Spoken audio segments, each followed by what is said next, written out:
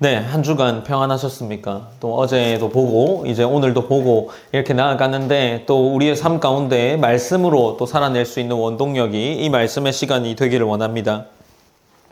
우리는 계속해서 야고보서의 말씀을 살펴보고 있습니다. 야고보서를 따라가면서 신앙의 본질이 무엇이며 또 이에 따라 신앙 속 삶의 실천을 함께 고민하고 있죠. 야고보서를 통해 성경이 지식의 책이 아니라 성도 한 사람의 일상과 공동체 안에서의 구체적인 삶을 변화시키는 말씀이다 라는 것을 우리가 계속해서 확인하고 있습니다. 특별히 야고보서는 4장부터 시작해서 공동체 안에 나타나고 있는 문제인 다툼, 비방, 교만한 마음, 어떤 계획들을 지적하고 있습니다. 이런 문제가 하나의 생활이나 감정의 문제가 아니라 하나님을 향한 태도와 믿음, 방향과 깊이 연결되어 있다라는 것을 이야기하고 있습니다. 이 기록에서 성도들의 삶 속에 교만, 무심코 내뱉은 말, 자신이 중심이 된 계획 하나까지도 매우 세밀하게 다루고 있죠. 그 모든 핵심의 문제는 그 하나님을 인정하지 않는 그 사람의 마음에 자리하고 있다라는 것을 우리가 지적하면서 함께 말씀을 살펴보았습니다. 오늘 우리가 살펴보게 되는 야고보서 5장 1절에서 6절까지의 말씀도 마찬가지입니다. 그 연장선에서 등장하는 말씀이죠. 앞선 4장 후반부의 말씀에서 상인들을 향하여서 너희가 어제 혹은 내일이나 한 달 뒤, 1년 뒤에 계획하는 것들을 통해서 그런 열매를 맺을 수 있느냐라는 지적들을 이어가면서 이제 부자를 향하여서 기록하고 있는 겁니다. 야고보서의 4장에서 앞서 말했던 것처럼 상인들을 향해 말했고 이제 이 부한자들을 향해서 엄중한 표현들을 사용하며 야고보가 이 경고를 시작하고 있습니다. 이 부자들을 향하여서 이야기할 때 그들은 그저 돈이 많은 사람이 아니었습니다. 돈을 향해서 부를 쌓았던 것이 아니라 본문의 기록들을 보면 그들이 가진 재물은 사람들을 압제하고 자신의 부를 하나님보다 더 신뢰하는 모습들을 보이고 있습니다. 그렇기 때문에 야고보의 이 기록된 언어들이 조금 더 강하고 직설적인 표현들로 기록되어 있습니다. 오늘 본문은 당시 부자들을 향한 단순한 비난이 아니라 재물 앞에서 흔들리고 있는 모든 사람들의 마음을 향한 하나님의 경고라고 받아들여야 합니다. 오늘 우리도 이 말씀 앞에서 스스로 질문할 수 있겠죠. 나는 무엇을 의지하면서 살아가고 있는지, 하나님 앞에서 나의 재물과 나의 삶은 어떤 모습인지를 우리가 질문할 수 있을 겁니다. 오늘 본문은 우리로 하여금 재물을 어떻게 바라보고 어떻게 사용할 것인지에 대해 그 기준을 다시 세우게 해주는 것이 오늘 본문의 말씀인 것으로 함께 나누고자 합니다. 5장 1절에서는 이제 이렇게 기록하면서 시작하고 있습니다. 들으라 부한자들아 너희에게 임할 고생으로 말미암아 울고 통곡하라 라고 이야기를 하죠. 야고보는 5장을 시작하면서 청중의 주의를 끌어들이는 명령으로 시작합니다. 들으라 라고 이야기하는 거죠. 심판의 선언으로 들어가는 호령입니다. 이 표현은 예수님을 포함해서 구약의 선지자들 그리고 신약에서 이 심판과 관련된 이야기를 할 때마다 들으라 라고 이야기를 하고 있습니다. 그러니 이 표현도 야고보가 사용할 때 마찬가지로 그들에게 임할 경고를 중요하게 이야기하기 위해 그들에게 선언하고 있는 도입으로 시작하고 있는 표현입니다. 야고보는 이에 이어서 부한자들아 라고 호명하고 있죠. 여기서의 부는 물질적 풍요를 가리키는 것은 맞습니다. 말 그대로 부자를 의미하죠. 하지만 여기서 부라는 단어는 재물이 많은 부유층 묘사에 그치지 않습니다. 야고보가 겨냥하는 대상은 재물을 축적함으로써 타인을 억압하거나 자기 기쁨을 위해 부를 소비하는 자들, 즉 재물을 신뢰의 대상으로 삼아 하나님과 이웃을 저버린 사람들을 의미하면서 부한자들아 라고 이야기를 하고 있는 겁니다. 그리고 이어지는 너희에게 임할 고생으로 말미암아 울며 통곡하라 라는 이 표현은 그 재물로 말미암아 맞을 심판의 고통을 선언하고 있는 겁니다. 여기서 고생이라는 단어가 등장하는데 이 고생이라는 단어는 육체적 고난보다 하나님의 심판에서 오는 영적인 고난을 가리키고 있는 겁니다. 야고보는 부자들에게 미래의 파멸을 미리 느껴라 라고 말하고, 그리고 그들이 지금 누리는 쾌락, 이 쾌락이 곧 그들의 울음거리가 될 것이다 라고 경고하고 있는 겁니다. 즉 재물 앞에서의 안일함은 심판, 하나님 앞에 되돌아오는 심판이 된다라는 것을 이야기하고 있는 거죠. 이전 장들에서 야고보가 약자, 고난받는 자의 편에서 서서 위로를 말했다면, 여기서는 이제 억압자들을 향하여 그 압제하는 자들에게 경고를 선포하고 있습니다.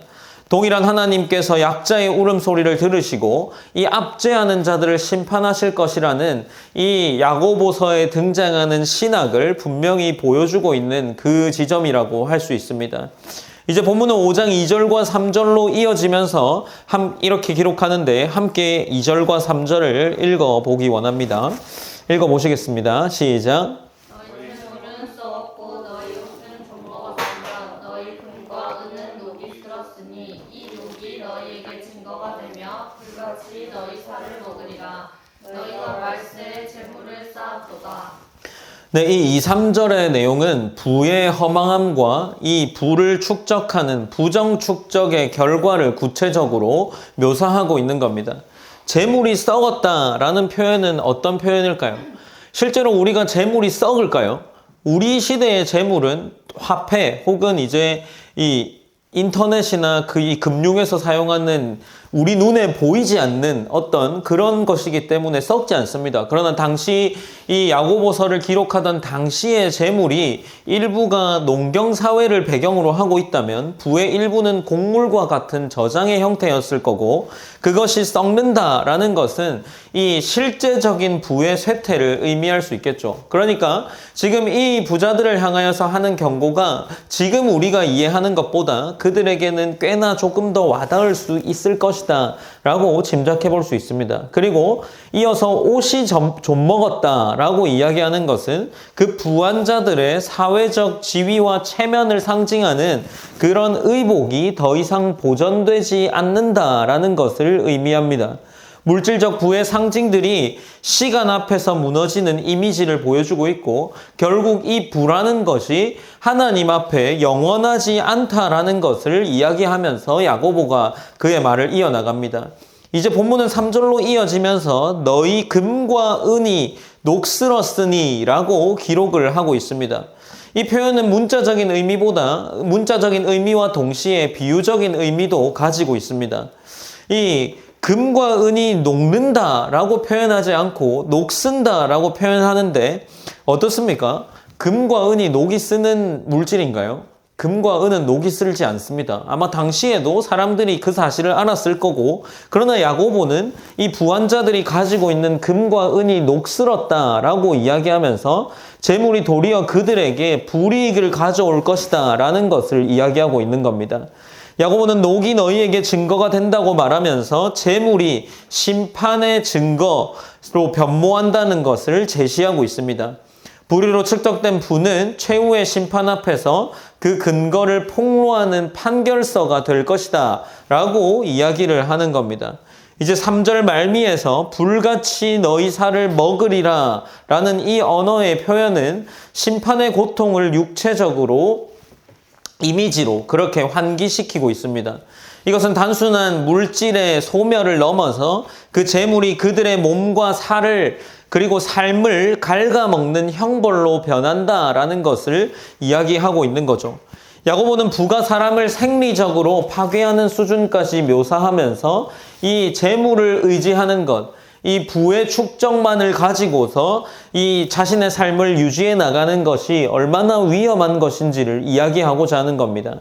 종합하면 2절과 3절은 우리가 성경을 통해서 익히 들어왔던 것처럼 재물의 덧없음과 불의의 결과가 그 불의의 결과로서 쌓은 부가 그 쌓은 자를 파멸시킨다는 메시지를 이야기하고 있는 겁니다. 3절 끝에서 야고보는 이제 말세의 재물을 쌓았다라고 말하고 있는데, 말세란 어떤 의미를 가지고 있을까요? 야고보가 말하는 말세는 예수 그리스도가 오신 이후, 곧 부활을 보고 경험한 이후에, 곧 하나님 나라가 이미 시작된 시점 이후 예수 그리스도가 다시 오시는 그 시대 전체를 가리키고 있는 겁니다. 그러므로 야고보가 말하는 말세는 세상 끝 무렵이라는 의미만이 아니라 하나님 앞에서 심판에 가까운 때를, 그런 시대를 이야기하는 거죠. 바로 그때 이들은 여전히 자신의 부를 늘리고 자신을 위해 재물을 축적하는 데 집중하고 있습니다. 하나님 나라를 바라보며 살아야 하는 성도들에게 이러한 삶은 매우 위험한 삶의 방식일 수 있다는 것을 우리는 기억해야 합니다. 야고보의 이러한 강한 표현들은 당시 공동체가 실제로 겪던 고난과도 연결이 될 겁니다.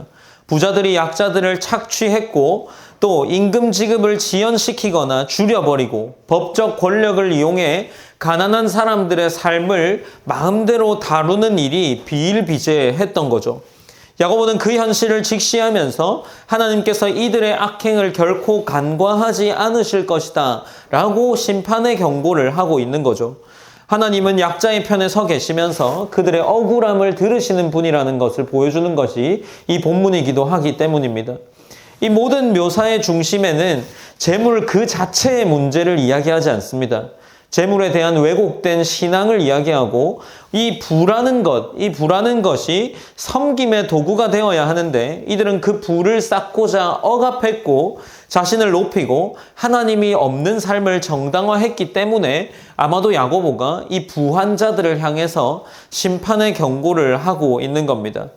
곧 이 재물을 통해 야고보가 이야기하고자 하는 것은 재물을 어떻게 이해하고 사용하느냐가 곧 신앙의 방향을 나타낸다라는 것을 보여주고 있는 겁니다. 이제 본문은 5장 4절과 5절로 이어지고 있는데 함께 5장 4절과 5절을 읽어보시겠습니다. 읽으시겠습니다. 시작.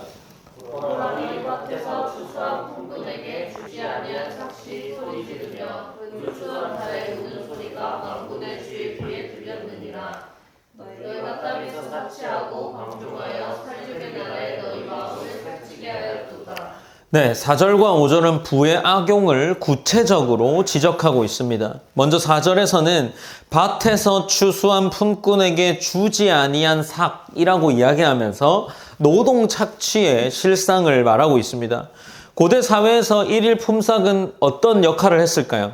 가족의 생계와 직결되었을 거고 아마 그가 일하고 있는 그의 주인이 이 노동자에게 삭을 제공하지 않았다면 그 삭을 주지 않음으로써 부자는 노동자의 생계 자체를 위협했을 수 있습니다.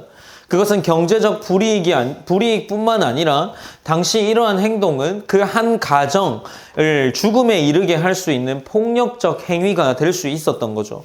야고보는 그러한 착취의 울부짖음이 하나님께 들려졌다고 말을 하고 있는 거고 이는 하나님의 정의는 역사 속에서 이어지는 본문들을 통해서 억울함을 외면하지 않는다라는 것을 강조하는 표현이기도 합니다.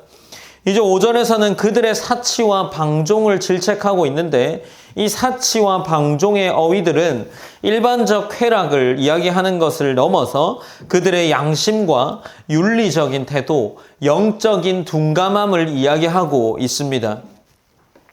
무감각한 상태에 이르렀던 거죠. 부자들은 자기 만족을 위해 재물을 썼고 그 결과 약자의 외침을 듣지 못할 만큼 마음이 무뎌지게 됩니다. 야고보는 이들이 마음이 살찐 자라고 묘사하면서 이제 그들이 영적으로 얼마나 빈곤한 상태에 있는지를 비교하며 대조하며 이야기하고 있는 겁니다.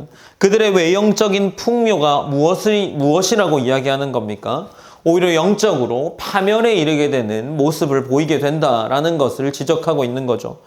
야고보는 그들의 생활 양식을 앞서 이야기했던 것처럼 말세의 맥락에서 비판하고 있습니다. 말세라는 긴장된 시간인식 안에서 부자들의 사치가 어떻게 하나님의 심판이 다가올 때까지 그들의 사상과 생각들이 충돌하는지를 보여주고 있는 거죠. 역사적 심판의 시간은 지금도 다가오고 있고 그 당시에도 다가오고 있었습니다. 그러나 그들은 여전히 쾌락을 쫓아 자신을 배불리는 것에만 집중하고 있었고 야고보는 이러한 상황 속에서 종말론적인 말세라는 단어를 사용해서 경고를 하는 것을 통해 부유함은 섬김의 수단이 되어야 하는 것이지 자기 배를 부풀리는 수단이 되어서는 안 된다는 것을 이 야고보서를 읽는 공동체 전체에게 이야기하고 있는 겁니다.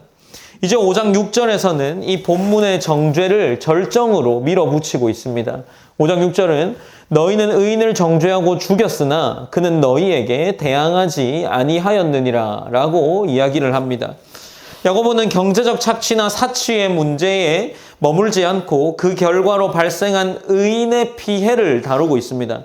하나님의 백성 가운데 의롭게 행하는 자들이, 하려 하는 자들이 부당하게 고통받고 심지어 죽음에 이르게 하는 수준에 몰렸다는 사실로 선언하면서 이야기하고 있는 겁니다. 여기서 의인이라는 단어는 야고보서 서신 전체에 반복되는 용어인데 율법을 지키려고 애쓰고 이 예수님의 뜻을 실천하려는 신자들을 일으키는 말인 거죠. 그들이 재물을 가진 자들에 의해 정죄되고 억압되었음은 공동체, 이 야고보서를 읽고 있는 공동체 내부의 불의가 얼마나 심각했는지를 보여주고 있는 겁니다. 그가 너희에게 대항하지 아니하였느니라 라는 말은 어떤 의미일까요? 하나는 피해자들이 힘이 없어서 적극적으로 맞서 싸울 수 없는 현실적인 의미를 이야기합니다. 가난한 자들은 법의 보호를 받지 못했고 권력과 재력을 가진 자들의 횡포에 노출되어 있었습니다. 다른 하나는 영적 의미로 살펴볼 수 있는데 의인들이 복종과 인내의 길을 걸으면서 하나님 앞에서 끝까지 견디고 있었다라는 것을 암시하는 내용으로도 이해할 수 있습니다. 그들의 침묵은 무능함이 아니라 하나님 앞에서의 신뢰와 인내를 드러내는 행동일 수 있다는 거죠. 그러니 지금 이 6절에서 말하는 의인들의 행동, 너희에게 대항하지 아니하였느니라는 것은 실제적인 의미도 있고 동시에 영적인 의미도 있었을 것이다 라고 이해할 수 있는 겁니다.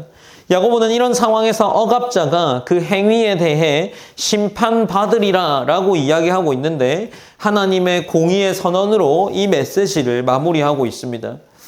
어떻습니까? 오늘 본문은 사실 어렵지 않습니다. 그러나 우리가 이 본문을 통해서 생각해 보아야 하는 부분이 꽤나 있다라는 거죠.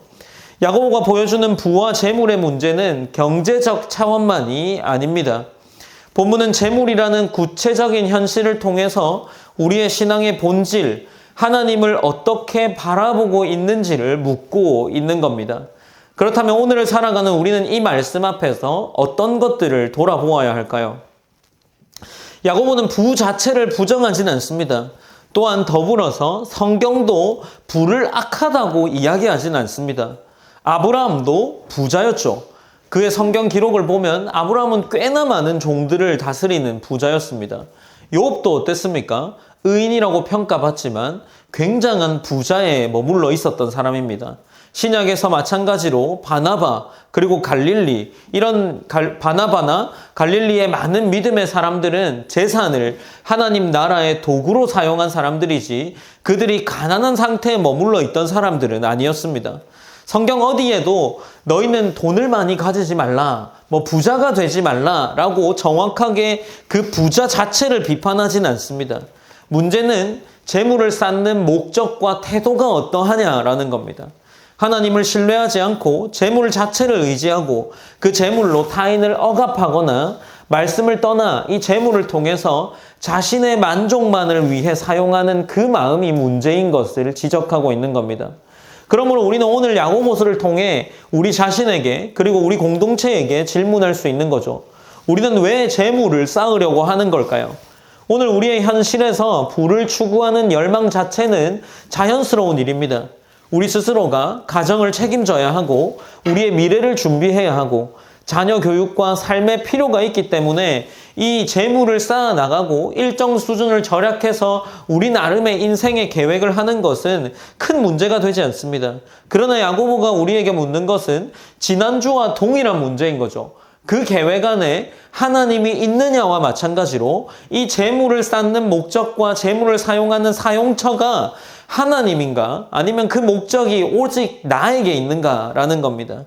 재물을 쌓는 일이 하나님을 위한 것이 아니라 나를 드러내기 위한 수단이 된다면 그때부터 재물은 신앙의 걸림돌이 됩니다. 그러니 지금 이 예수님께서도 우리에게 가르침을 주실 때 이 부자가 천국에 들어가는 것이 당나귀가 바늘귀에 들어가는 것보다 어렵다라고 이야기하는 거죠. 사실 두 개 다 불가능한 건데 하나님은 정말 불가능한 일을 가지고 천국의 부자가 들어가는 것이 어렵다라고 이야기하는 겁니다. 나를 드러내기 위한 수단이 되어야 하지 않습니다. 재물은 하나님께서 우리에게 맡기신 도구인 겁니다. 그러니 우리에게 재물이 맡겨졌다면 혹 내가 누군가보다 조금 더 여유로운 경제적인 부의 상태에 있다면 청지기적 삶을 살아야 한다는 것을 우리는 기억해야 합니다. 우리가 단지 재물을 그것을 나의 안전장치나 나의 존재 이유, 나의 자존심을 지탱하는 수단으로 사용하기 시작하면 재물은 곧 우리의 주인이 될 것이고 그 주인으로 말미암아 우리가 재물에서 헤어나오지 못하게 될 겁니다. 이것이 야고보가 말하는 재물의 위험성인 거죠. 오늘 또한 우리는 이렇게 물을 수 있을 겁니다. 재물은 쌓으면 안 되는 것인가? 대답은 정해져 있죠. 앞서 말한 것처럼 성경은 그렇게 말하지 않습니다. 그러나 성경은 언제나 우리에게 물어보는 것이 어떻게 쌓았는가, 왜 쌓았는가, 누구를 위해 사용하고 있는가를 계속해서 물어보고 있는 겁니다. 하나님 없이 쌓은 부, 이웃을 무너뜨려 쌓은 부, 내 만족만을 위해 쌓은 부는 결국 본문에서 보았던 것처럼 금과 은이 녹슬어서 심판의 증거가 된 것처럼 우리를 향해 우리가 쌓은 부는 하나님께 심판의 증거로 사용될 뿐일 겁니다. 분명한 것은 하나님은 우리의 마음이 재물에 사로잡히지 않기를 원하십니다. 보이는 재물이 우리 눈에 보이지 않는 하나님보다 더 안전해 보일 겁니다. 하나님보다 재물이 나를 더 보장해 줄 것 같고 하나님보다 재물이 나의 내일을 더 책임져 줄 것 같습니다. 그러나 그렇다고 느낄 때 우리는 이미 신앙의 중심에서 한 발 물러나 있는 상태임을 기억해야 합니다. 우리가 부를 쌓는 목적은 하나님께 우리에게 맡기신 삶의 영역을 충성스럽게 감당하기 위함이어야 합니다. 우리의 가정을 하나님 앞에 바르게 책임지고 이웃을 돌보고 교회를 섬기고 하나님 나라를 확장하는 데 사용하시라고 하나님이 주신 도구라는 것을 인정해야 할 겁니다. 그러므로 재물을 쌓을수록 하나님을 더 의지하고 재물이 많아질수록 더 깊은 겸손과 순종으로 나아가는 것이 우리 성도의 길이 되어야 합니다. 우리 주변, 우리 상태에서는 사실 우리가 지금 열심히 우리의 삶을 세워나가는 나이이기 때문에 이 부라는 것이 내가 돈이 정말 많지 않기 때문에 와닿지 않을 수 있을 거라고 생각합니다. 그러나 우리가 이러한 이 재물과 관련된 부분들을 생각할 때 재물이 우리의 마음을 건드리고 우리의 신앙을 해칠 수도 있다는 것은 반드시 기억해야 합니다. 하나님께서 이 부를 쌓고자 하는 열심이 잘못된 방향으로 갈 때, 하나님 없는 방향으로 갈 때 우리는 오직 그 부가 우리에게만 사용될 수 있다는 것을 기억해야 합니다. 그리고 그 부를 쌓기 위해서 우리가 부정직한 방법으로 혹은 다른 사람의 희생을 당연하게 생각하면서 우리의 부를 쌓으려고 하고 있는 것은 아닌지도 고민해 보아야 할 겁니다. 어쩌면 우리에게 부는 도구이기 때문에 선도, 악도 아닙니다. 방향이 문제이지 그 부의 존재 자체가 문제는 아닙니다.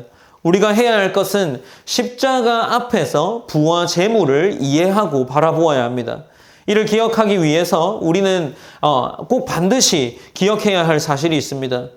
예수 그리스도께서는 자신의 생명을 아끼지 않았습니다. 희생이라는 이름으로 하나님께서 예수 그리스도를 내어주셨고 예수 그리스도 또한 희생이라는 이름으로 그의 생명을 내어주셨습니다. 만약 예수님께서 자신의 생명을 아끼지 않으셨다면 어떻겠습니까? 이 예수님께서 자신의 생명을 아끼지 않은 것이 아니라 아끼셨다면 어떻겠습니까? 우리는 구원을 누릴 수 없었겠죠. 성도의 재물 사용도 마찬가지로 이 예수님의 삶의 태도가 어떠했는지를 우리가 묵상하고 이렇게 살아가야 합니다.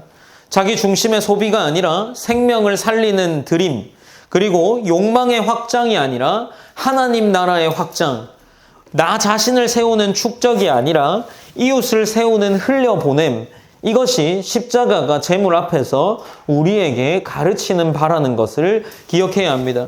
십자가 앞에서 재물을 볼 때 우리는 분명한 결론에 이르게 될 겁니다. 예수 그리스도께서는 자신의 생명을 나누셨고 우리를 살리셨습니다. 그분은 자신을 붙들지 않으셨고 내어주셨습니다. 자기의 생명을 움켜쥐지 않았던 거죠. 십자가 위에서 말 그대로 우리가 이해하는 그 신앙 그대로 그분은 모든 것을 우리에게 흘려보내셨습니다. 그렇기 때문에 십자가는 단지 구원의 은혜만을 말하는 것이 아니라 성도가 어떠한 삶의 방향을 가지고 살아나가야 하는지를 보여주고 있는 것이 그분의 삶인 겁니다.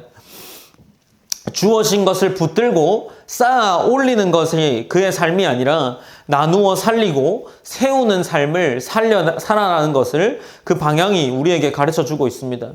앞서 말한 것처럼 하나님께서 우리에게 재물을 맡기신 이유는 청지기적 사명을 따르기 위함임을 기억해야 합니다. 성경은 재물의 사용이 언제나 마음을 비추는 거울이라고 합니다. 십계명에서도 이 원리는 반복되고 있습니다. 도둑질하지 말라라는 것은 단순히 물건을 훔치지 말라는 의미를 넘어서 나에게 맡겨진 이 것으로 이웃의 생존을 빼앗지 말라는 계명인 겁니다.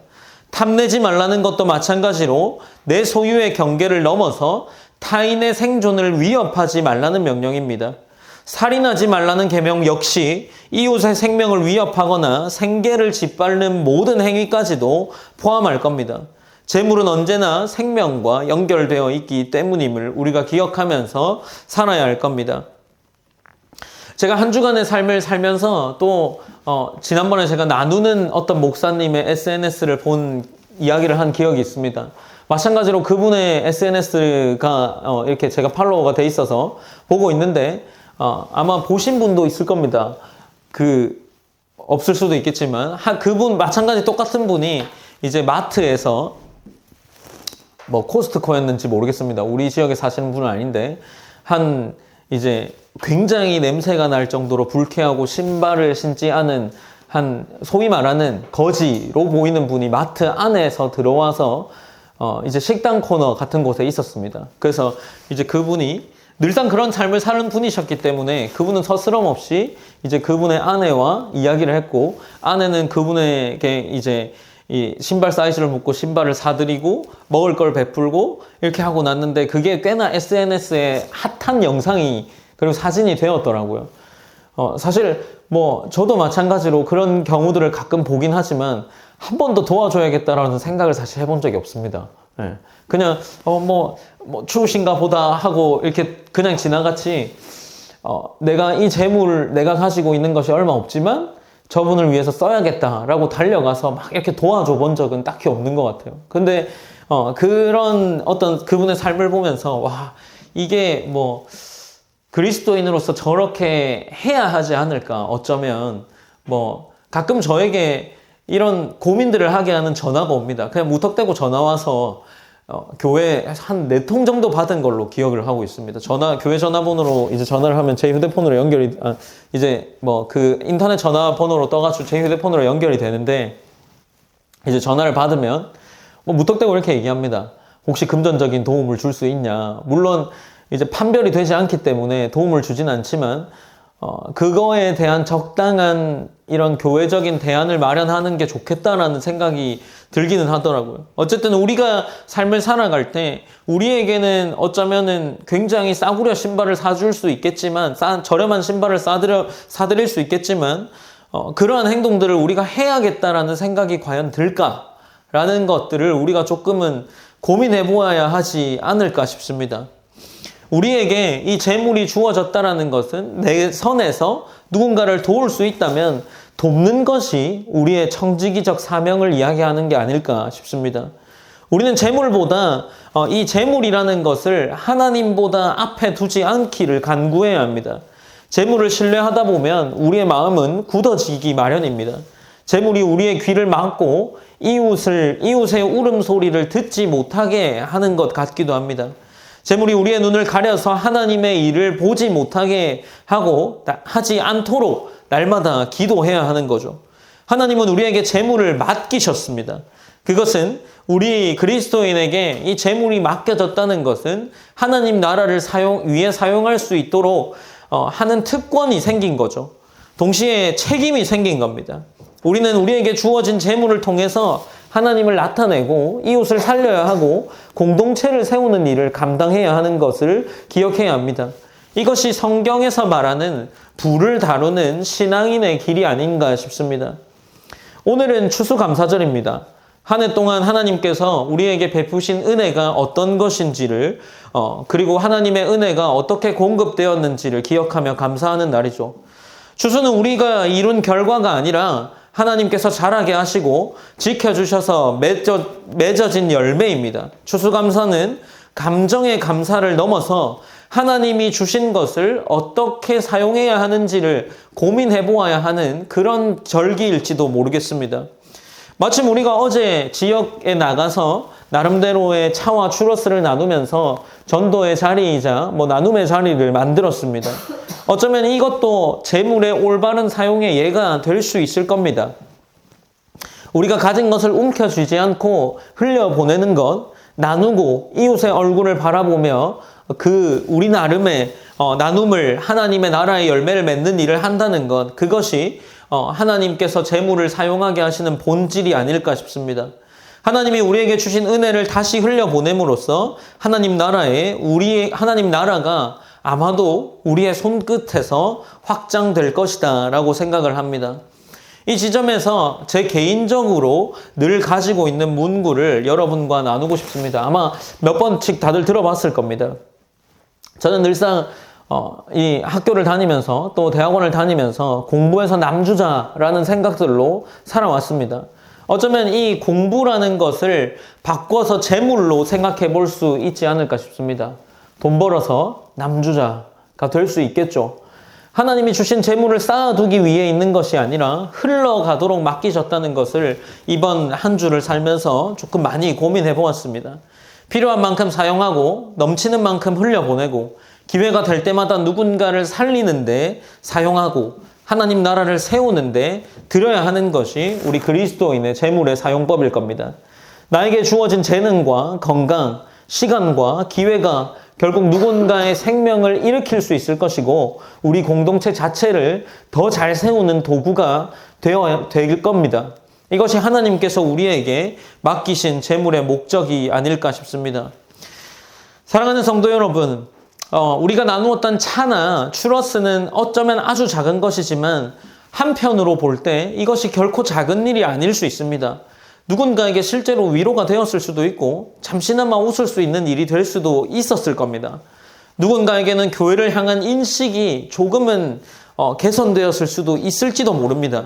누군가에게는 교회가 나를 기억했다라는 것이 될 것이고 그러한 상황 속에서 우리의 재물이나 우리의 시간이나 우리의 삶이 하나님께서 기뻐하시는 나눔의 도구가 되지 않을까 생각을 해봅니다. 추수감사절은 우리가 드리는 감사가 입술의 고백으로만 끝나지 않기를 바라야 하는 날입니다. 하나님이 주신 것을 붙들고 쌓아두는 것이 아니라 십자가가 우리에게 보내줬고 예수님이 누군가를 향해서 계속해서 흘려보내시는 삶을 살았다면 우리의 교회도 또 나의 삶도 하나님의 사랑과 하나님께서 맡겨주신 나름의 물질들을 흘려보내는 것으로 사라져야 하지 않을까 싶습니다. 우리의 삶이 이 교회가 우리 주변의 환경들을 조금 더 사랑으로 흘려보내는 그런 교회가 될 수 있도록 인도해 달라고 우리의 나름의 기도 제목들을 가지고 오늘 말씀을 마무리하고자 합니다. 하나님께서 이제 성경은 여러 가지의 부분에서 부에 대한 이야기를 하고 있습니다. 앞서 말한 것처럼 부의 사용, 이 재물을 사용하는 것이 쉽지 않습니다. 이 재물을 선한 곳에 어떻게 사용해야 할까 고민하는 것들조차도 어려운 일입니다. 실제로 우리가 통장으로 살고 있지만 통장이라는 것을 우리 나름의 통장으로 부르면서 막 흘려보내기보다 우리 앞에 주어진 많은 들어오자마자 빠져나가는 돈들이 굉장히 큽니다. 그러나 우리가 하나님 앞에서 구분하고 내 나름의 삶 속에서 구별하여 올려드리는 예물도 중요하지만 내 삶 속에서 이 재물을 어떻게 선하게 사용할 것인가, 이 야고보가 당시 공동체에게 던졌던 질문인 거죠. 너희가 어떻게 사용할 거냐? 너희 부한자는 어떤 식으로 이 재물을 가지고 너희의 하나님 나라를 이루어 갈 것이냐라고 이야기를 하는 겁니다. 동일한 질문이 우리에게 주어지는 거죠. 너희가 교회를 세워갈 때, 그리고 하나님의 자녀로서 이 재물을 만지고 있을 때 너희는 어떤 방향으로 하나님 나라를 넓혀갈 것이냐를 묻는 것일 수도 있습니다. 우리가 함께 기도했으면 좋겠습니다. 하나님께서 내게 맡겨주신 것이라는 사실을 우리가 조금 더 믿음으로 고백할 수 있는 우리의 믿음이 될 수 있기 원합니다 라고 기도하시고, 우리가 조금 더 많은 일들을 할 수 있는 교회였으면 좋겠습니다. 재물이 부족해서 못하는 것이 아니라, 또 인력이 부족해서 못하는 것이 아니라, 이 교회의 헌신을 통해서 실제로 누군가 필요한 도움이 있다면 그 도움을 흔쾌히 도와줄 수 있는 그러한 교회가 될 수 있게 하시고, 그것이 경제적인 것이든지 아니면 누군가의 필요한 어떤 말과 마음을 주는 것이든지 우리가 그것들을 줄 수 있는 교회로 성장해 갈 수 있기 원합니다. 하나님의 백성으로 내가 그런 성도가 될 수 있기 원합니다 라고 우리 그렇게 오늘 설교인 불을 다루는 신앙이라는 제목으로 고민하면서 함께 짧게 기도하며 나아갔으면 좋겠습니다. 기도하시겠습니다.